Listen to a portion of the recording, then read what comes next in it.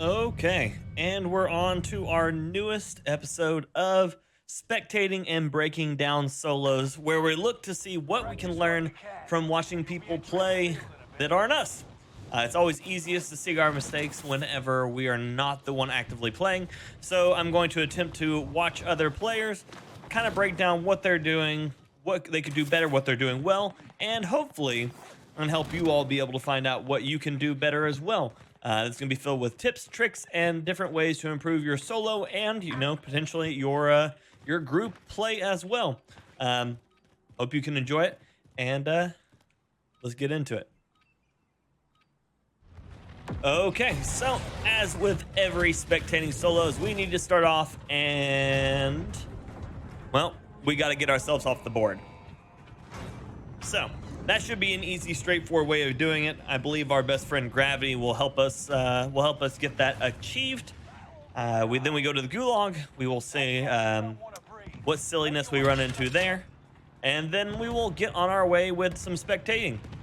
I don't imagine there's going to be any surprises on these first few sections as I go and attempt to find myself a nice place to land. A lot of people call this the Stone Mountain Special, so here we go. Pretty good landing. Pretty good landing. Okay, on to the next challenge. Can I lose this spectacularly? And then let's get into the spectating. Okay, let's see how fast I can run past this person. It's gonna be fast. It's gonna go really fast. Whoosh, whoosh, whoosh, whoosh, whoosh. There we go. They got me. Good job. Okay, let's get on it. Actually, the DP has a significantly better hipfire radius than I thought it was going to there. Okay, we are starting off with Legendary coming back in. Obviously had a bad start as well because they were also dead with me at the very beginning. We see Legendary taking a south section on the map at Power Plant, probably where they fell down to their demise as well. Probably fought out on airfield, bringing in that DP-27 from the gulag and working on the looting. We've got 132 people on the map to start with. A mostly northern circle, northwestern circle. Right now we are kind of centered right about Mines-ish, right around Mines Arsenal. If it stays centered the whole way through, we've got one of these endings, which is not a great ending. So we're gonna see what we get out of all this. Realistically, is what we got.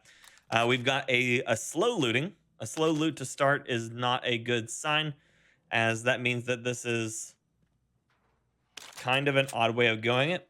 Taking the rat pistol over the Owen. Not my choice, but if you are the rat master, I suppose that could work out for you. I am not the rat master, and this person is not the climbing master either. But it's okay. All of us have a hard time getting over these geometry things. You know, climbing's easy, but not in this game. Not in this game at all. Wonder if they notice they have one spectator. Wonder if they're nervous. I kind of get nervous whenever I start off a round and end up having someone spectating me already. Good choice on swapping out the rat for the MP40, and it looks like our dude's going to be moving a little bit east from the circle. Not moving in, just moving around. Right now, your best bet would be to attempt to get yourself a better circle positioning, especially knowing that you're going to be traveling north a lot, most likely. Slow rolling it out here in the open. Not really checking corners, not really looking around. It looks like making a beeline to the balloon. I am notorious for this, especially because I spend a lot of my time talking to chat, but I'm notorious for running straight to the objective that I want. He did see someone in front of him on the power plant. I don't know if he's going to take advantage of that, but there was one creeping by that door. The balloon, though great for mobility, is kind of a dead giveaway because you still get the call out of enemy dropping in, which means if this person below him realizes that he's falling in, it could be the end game for Legendary, as Legendary has already been to the gulag, so really only gets one more chance on this. Recognizes the loadout and is sending right into it. This could be a good play to be able to get the loadout quickly, but it also could be a death play because we did see the person at power plant, so the person at power plant knows that someone's landing for their loadout. and it could end poorly. We see an automaton 1911 come out. 1911 with the big mag, swapping out for the MP40. So no belief in the MP in that 1911. We do have a bomb going off on the map. Bomb up at the docks, which means someone's worked really hard to take that out in solos. So we can imagine there's going to be multiple people up at the docks. There is gunfire. He does see the man jumping off the roof. He jumped the roof. He shouldn't, or jumped the wall. Really not necessary. Smart, not taking the shot until they can determine whether or not they can take the person. Catches the person on the buy box, and automaton says, I win button. It is the I win button. One of the smart things you can do at this situation right here, well, one is not sit on this for too long, but two is to watch that box, see if it collapses. If the box collapses, that means that that person is out of the game, especially because they did not pull their loadout. So if that box collapses, that person will know right now that that person is not coming back. They are watching it. That was a weird FOV shift back. It's kind of odd. I don't know what kind of happened there. Maybe it was an optical glitch from him attempting to ADS and stopping. We're going to the more covert round, and we're going to lay in a bush. Maybe not top plays, but it is effective. I have died to many of these bush people. Many bush people have got me. We do have him with an automaton MP40. It's a solid loadout. Automaton right now, one of the best ARs in the game. It looks like it's a pretty standard build, although he is using the 50-round mag that is not the 75-round 6.5 Sakura. So this is actually the 50 round of the 8mm Clouser. This one actually hits pretty hard. It makes for a pretty good mid-range, but unless you have good recoil control, long range becomes a little bit more difficult with this build, even with the good barrels. The box is gone. That means that person is not coming back. That is one more person out of the round. It is first circle, currently only at 71 players still remaining. So that means this is a pretty hot start, pretty hot match. Over the half the lobby's gone. Over half the lobby's gone, and we're still not even in the first full closure. Legendary is currently moving out north, which is going to be a good call. As you can see, the circle is going north. It looks like it's a slight. Looks like it's going to only be a slight northwestern circle, as the center of the circle has moved from north of mines to just a little bit out midwest of mines. So our middle circle is about right here instead of here. It doesn't seem like a large shift, but that actually becomes a massive shift in the late game, as that distance is going to really compound. So it does shorten his distance to mid circle, but mid circle is not quite the place you want to be yet, unless you end up with an area that has like a lot of really advantageous positions. Like if you end up with mid circle currently sitting at airfield. Mid-circle at airfield, you'll want to be there as soon as you can. But mid-circle outside mines, not so much. Mid-circle docks, yes. Arsenal, yes. Beachhead, maybe. Fields, not really. But anywhere that has good high points, you'll want to take advantage of that mid-circle as early as possible. Legendary is currently moving up into the cul-de-sac here, depending on what you call it, depending on your group. Moving through bushes, here's gunfire down to the west. Pretty standard gunfire going off. That is airfield. Airfield is always notorious for being hot. We got another bush situation here. Legendary is coming in to win as the number one bush Wookiee for our team right now, sitting at 2 kills, one of which is me. So, it's a pretty good day for him. We don't see a lot of action from Legendary. Right now, Legendary is playing it slow and loose, hoping to try to possibly catch somebody rotating out of power plant. Not a bad position. He is currently in possession of both a balloon and a buy box, so positioning yourself near one of those is great. What is not necessarily as great is the very loose positioning. Right now, he is next to a bush and a hedge.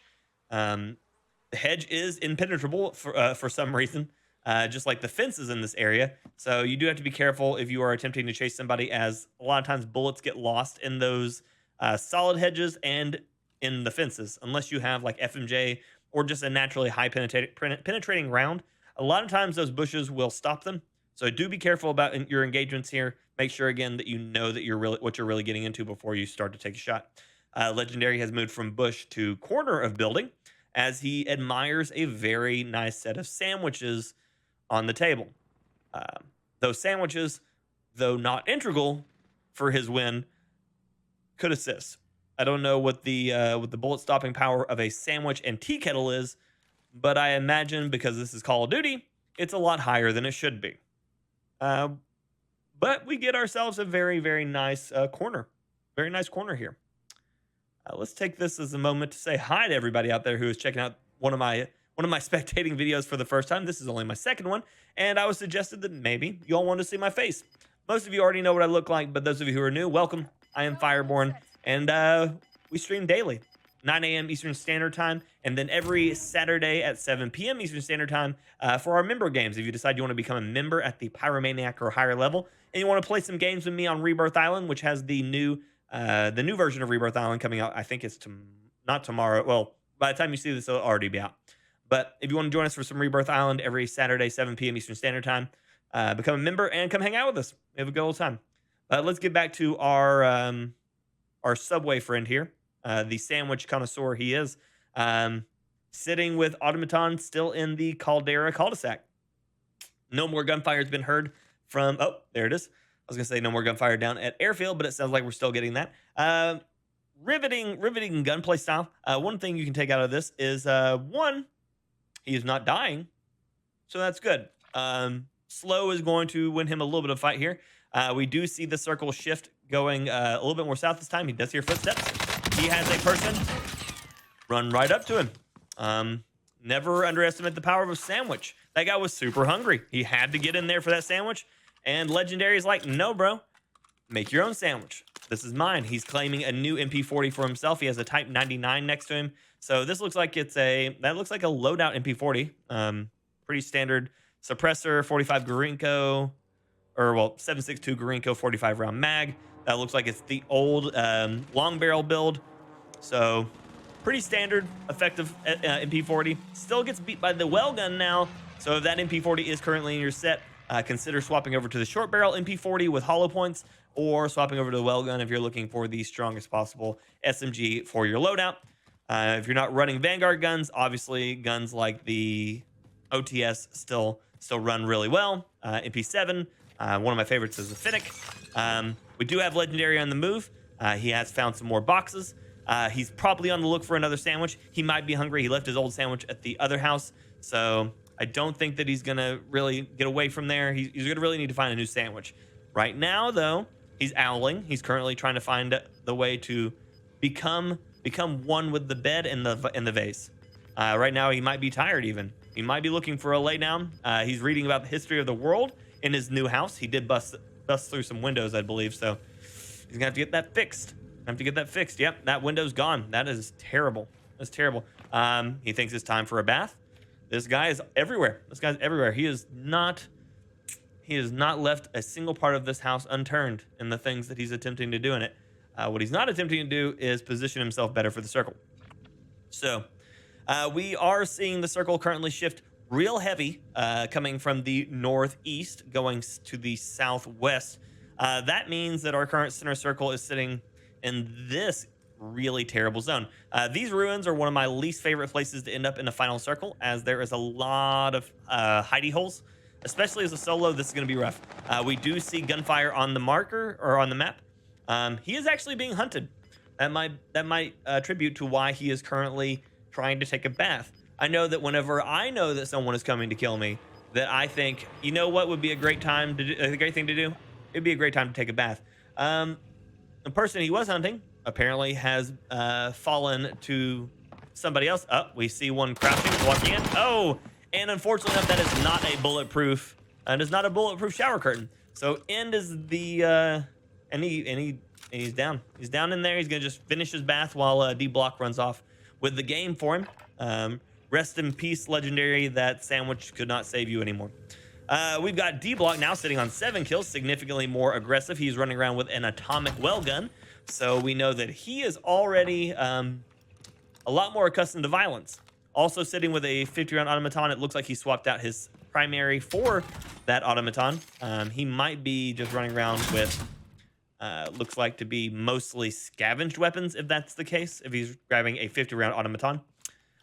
We do see he is a bit more aggressive. So a lot more moving, a lot more slide canceling. He did see a guy over to his right running at that rock, but I don't think he recognized him. This might be catastrophic for D Block, as he is just moving out in the open with the other guy who is right beside him crossing.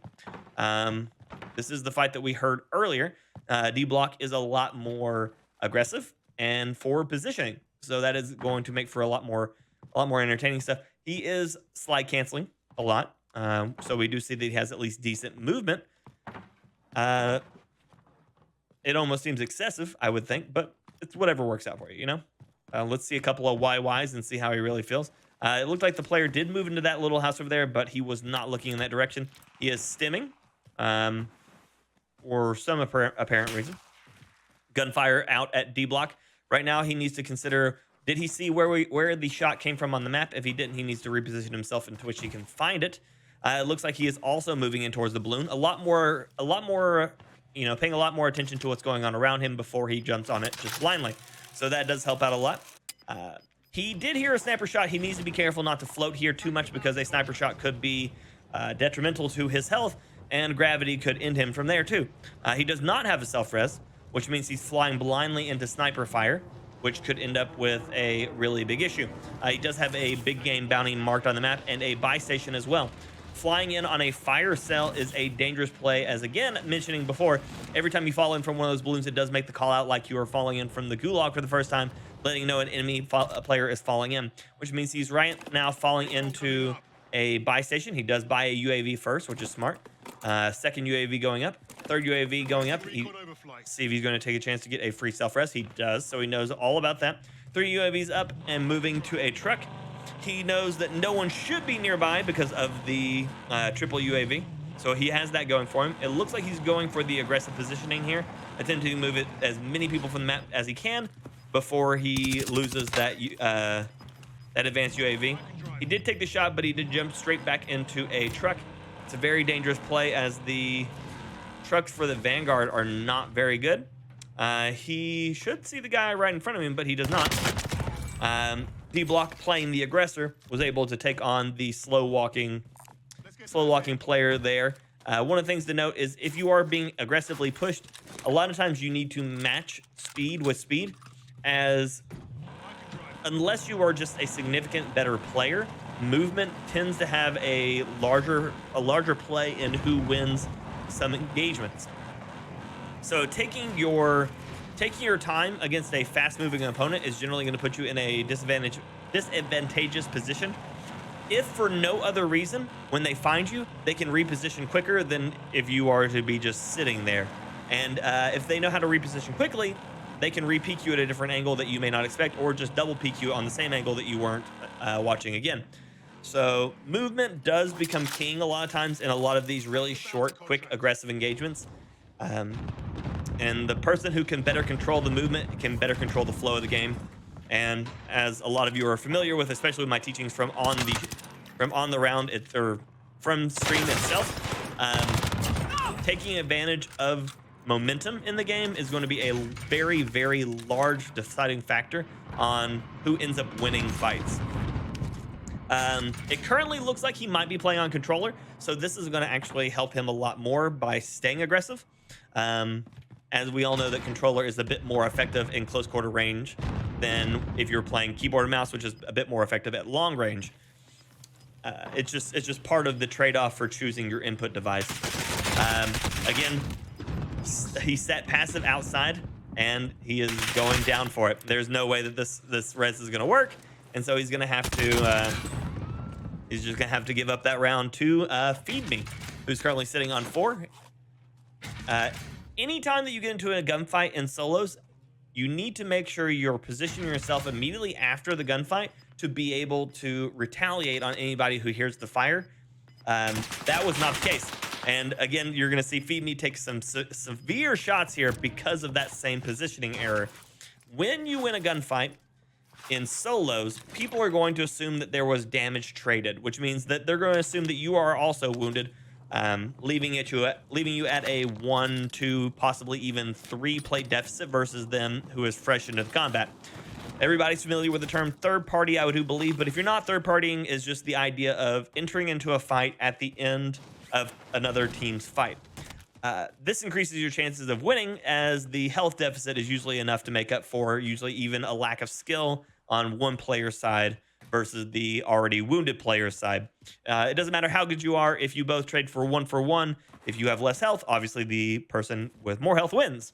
Health trades like that become very important when it comes into solos, which is one of the reasons why when you actually finish a fight, consider where you are before you start taking additional actions, whether it being looting or if you're looking to plate up or anything like that. You need to make sure that whatever you're choosing to do is going to be most beneficial for the situation that you're at currently.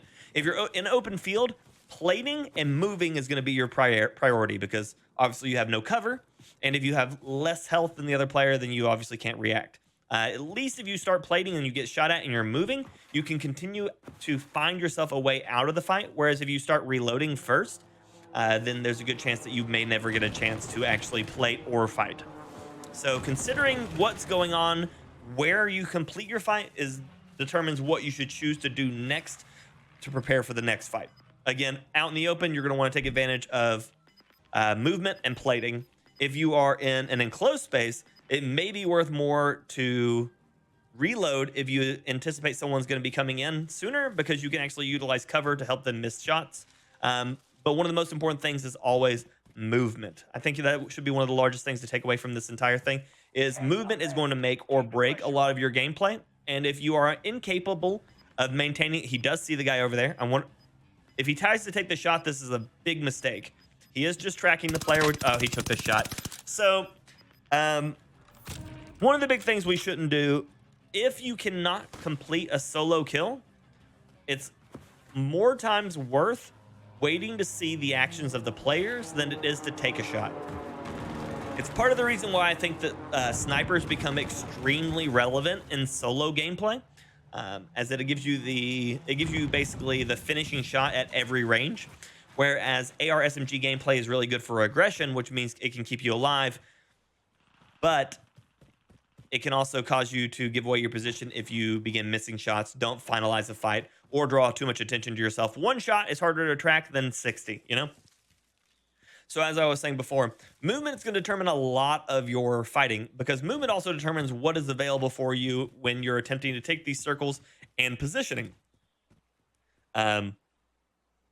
Being able to always be on the move, to be able to find the next best place to be, will go a long way.